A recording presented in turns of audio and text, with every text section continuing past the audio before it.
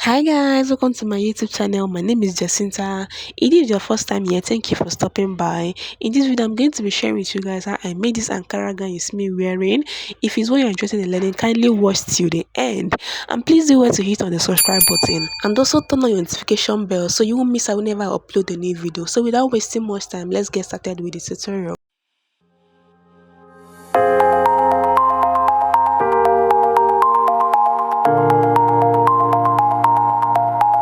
So these are all the materials I'm going to be using for this tutorial. This is the Ankara fabric I'll be using for this tutorial, and I have about 4 years of this Ankara fabric. Of course, I'm going to be using an elastic thread for the upper part, and the elastic thread is going to be in the bobbin. So you're going to use your hand to roll it like this. You're going to use your hand to roll the elastic thread in the bobbin like this, and while rolling it, you're not going to make it too tight or too loose. So the first thing I'm going to do is to fold my fabric into two, and we are folding into two because we are cutting only the front and the back. So this dress does not have a zip, so we are cutting only the front and the back piece. So just go ahead and fold your fabric into two. For this upper part, I'm going to determine the wideness of this fabric, how wide I want it to be, and the amount of allowance I'm going to add to it since I'm going to be sharing it. So to do this, what I'm going to do is to divide my biggest body circumference, which is my hip. I'm going to divide my hip by 2, and I'll add extra 10 inches. So go ahead and divide your hip circumference if that is your biggest body circumference. So the hip I'm using is 40 inches, so I divided it by 2, which is 20 inches plus 10 inches, making it 30 inches. So I'm going to mark 30 inches for the wideness. That means the front is going to be 13 inches while the back will be 30 inches as well. After that, I'm going to mark the length of the upper part.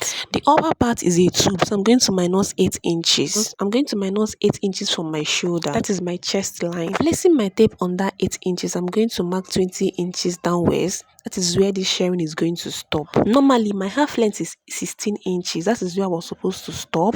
But because I'm going to be sharing, this is a shared gown, I had to add extra inches to my half length.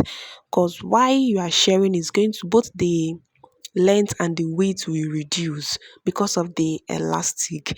So that was why I added extra inches. And also I'll be using 1 inch for the folding of the upper part and ½ inch for the joining of the lower part. So everything is in that 20 inches. Hope you guys understand what I'm saying. After marking the 20 inches, I'm going to connect it. Then I'll use my scissors to cut it out. Then I'll open up the center so that I'll have only 2 pieces of this. So I was done cutting the upper part. Next thing I'm going to do now is to cut the skirt, the handkerchief skirt part. To cut the down part, the first thing I'm going to do is to fold my fabric into 4. You know the way you fold your fabric if you want to cut a normal flay? That is exactly how you are going to fold this one. So just go ahead and fold your fabric into 4 like that. And we're going to be cutting a double circle flay. That is a 720 degrees flay. So after folding my fabric into 4 like this, next thing I'm going to do is to divide my waist circumference. So you're going to add 2 inches allowance to your waist circumference. If your waist circumference is 35 inches, you add 2 inches, becomes 37 inches. Then you divide that 37 inches by 8. Since we are cutting a double circle flay, you're going to add 2 inches to your waist circumference for joining allowance, and you're going to divide that by 8 inches. You're going to divide that by 8.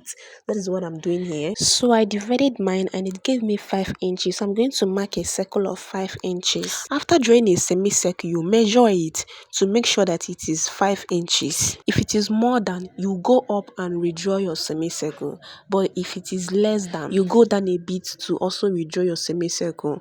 Just make sure that at the end of the day, what you get in this semicircle is exactly 5 inches. Not exactly 5 inches. Whatever you get after adding your 2 inches and dividing by 8 inches. I'm using 5 inches for illustration for the tutorial. So go ahead and mark your own measurements. Then after that, you're going to mark your length. And you're going to include 1 inch for folding and ½ inch for joining of the upper part. That is 1½ inch. So if your full length, skirt length is 20 inches, you're going to add the 1½ inches, making it 21½ inches for the full length. So you place your tape on that semicircle you've drawn, and you're going to measure downwards to your full length. So the full length I'm using is 20 inches. So I'm going to mark 20 inches on this side. Then I'm also going to mark 20 inches on the other side. This skirt is going to be in a square shape or a square form.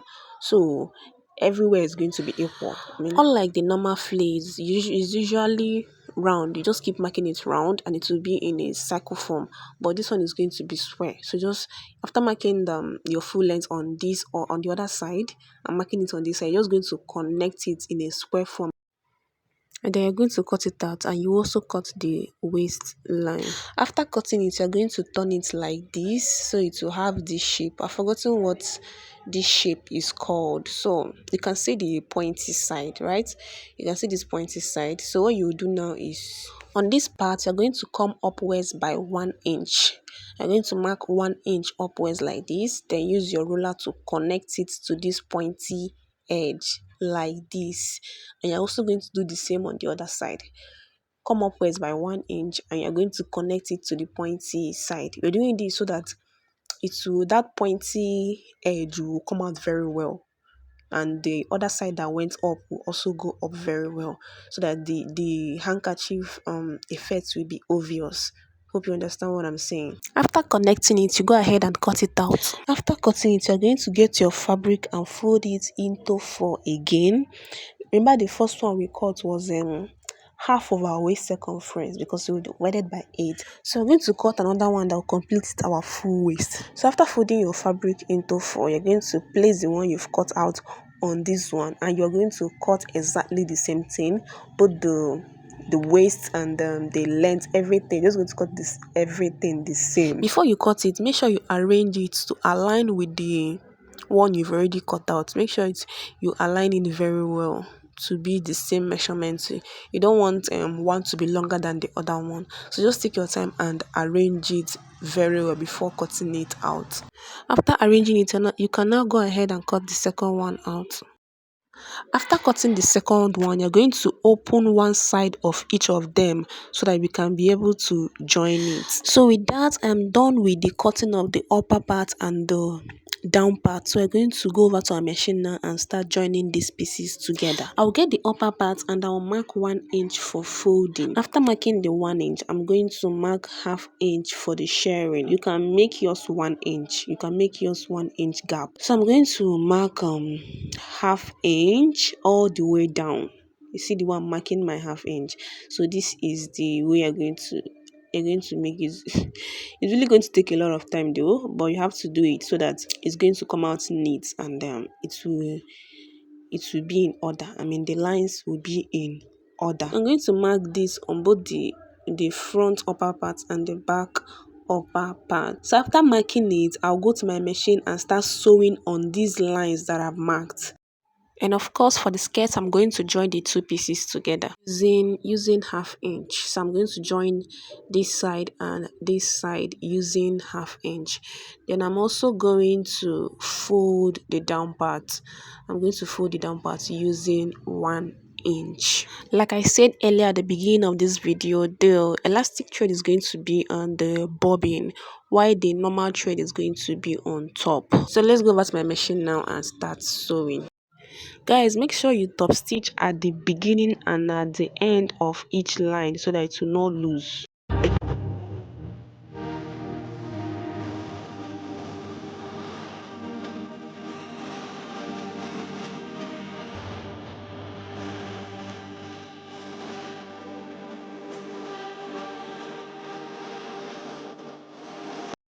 So I was done sharing, and this is what it looks like. You can see how beautiful it came out.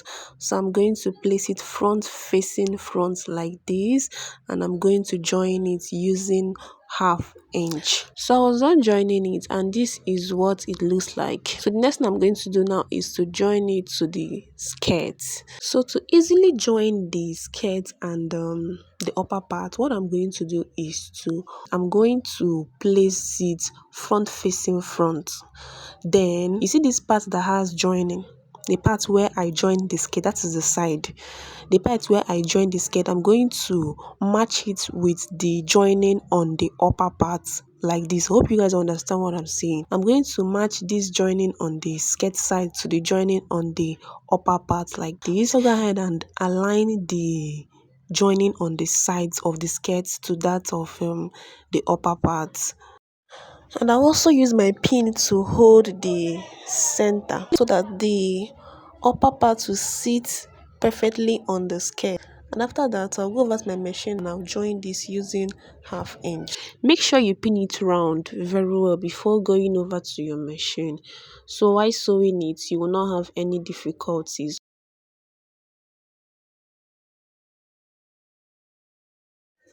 Then for the strap on the neck, I'm going to cut out a piece of fabric of about 25 inches long, and the weight is 2 inches of fold. Then I'm using 1-inch elastic, and the length of this elastic is 13 inches. Then I'll go over to my machine and sew this strap of fabric using 1/2 inch, leaving both ends open. And I'm going to insert my 1-inch elastic into it, and I'll stitch it on both sides. Then attach it on my gown like this. I'll fold my gown like this, and I'm going to mark the center of this front.